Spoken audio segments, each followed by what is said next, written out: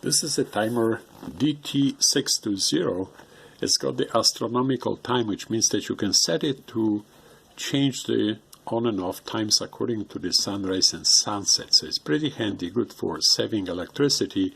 And this one was used for landscaping lights. Now, the simple timers like these, they cost about $10, and they are not worth repairing. Just throw them out and get a replacement. This one cost $50, so I thought it's going to be worth trying to repair when it quit after about 1 year of service.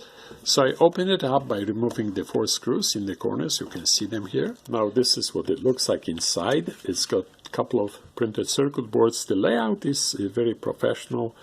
The finish, the workmanship is pretty good. It looks very nice.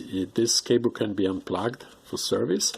And what I did is I found that in the place of the black capacitor, which is a replacement now, there was a little SMD 470 microfarads at 6 volts. And the low voltage capacitors, the 6 volts or 6.3, they are very notorious for going bad prematurely. So I thought, well, I'll just replace that. And I found one made by Nippon, which is a branch of Matsushita or Panasonic. And this is a 470 by 16 volts. And once I replaced it, it started to work. It turned on and off the relay. So it did fix it. I'm not sure if this is a common failure or it will fix your timer.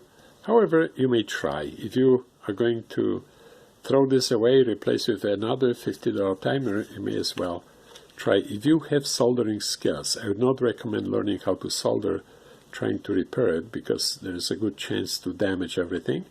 However, if you know how to solder, just replace it. And this is it. So sharing the knowledge, it may help someone, save you $50. So give it a thumbs up if you like this video.